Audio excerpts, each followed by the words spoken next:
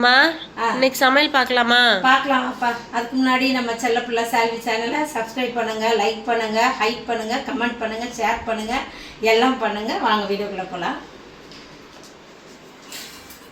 சரி, சோறு சால்விக்கு சாப்பிட கொடுத்துட்டேன். இப்போ நாங்கள் தான் சாப்பிடணும். போட்டுக்கலாம். அம்மா வெண்டைக்காய், கத்திரிக்காய், தட்டைப்பயிறு, மொச்சக்கொட்டை, கருவாடு எல்லாம் போட்டு ஒரு குழம்பு வச்சுட்டேன். சூப்பர். பூண்டெல்லாம் உரிச்சு போட்டு தான் வச்சுருக்கிறேன். உருளைக்கிழங்கு போடாத 3 காய் போட்டிருக்கேன். தட்டைப்பயிறு, மொச்சக்கொட்டை அது எக்ஸ்ட்ரா, அப்புறம் கருவாடு. இந்த இருக்குது கருவாடு. என்ன கருவாடு? அது திருக்க கருவாடு. அதான் நான் வாங்கிட்டு வந்து இன்னொன்று கூட எடுத்து வைக்கிறேனே தெரிஞ்சுக்கிறதுக்கு. எவ்வளோ ஓடிடுச்சு. எல்லா கருவாடும் இங்கே தான் இருக்குது சோஃபி.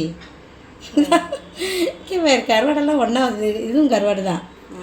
சரி, அடுத்தது அப்புறம் என்ன பண்ணேன் நான், சரி ஒரு கூட்டு மாதிரி வைப்போம், சால்விக்கு இது ரொம்ப பிடிக்கும், காரம் இல்லாமல் கொஞ்சம் சாப்பிட்டுக்குருவான்னு கோவக்காயில் கூட்டு வச்சுருக்கிறேன். இதுவும் நல்லது தானே, எனக்கும் நல்லது தான், சுகருக்கெலாம் கோவக்காய் கூட்டு சூப்பராக இருக்கும்.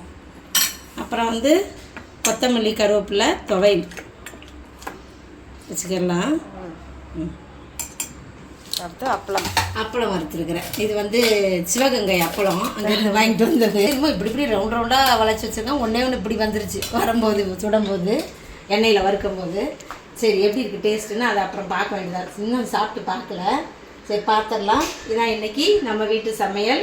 இன்றைக்கி பிறந்த நாள், திருநாள் கொண்டாடுற எல்லாருக்கும் வாழ்த்துக்கள் சொல்கிறேன், ப்ரேயர் பண்ணிக்கிறேன். எல்லோரும் சந்தோஷமாக இருங்க. அப்புறம் நம்ம வீட்டில் நாளைக்கு என்ன சமையல்னு நாளைக்கு பார்த்துக்கலாம். பாய்.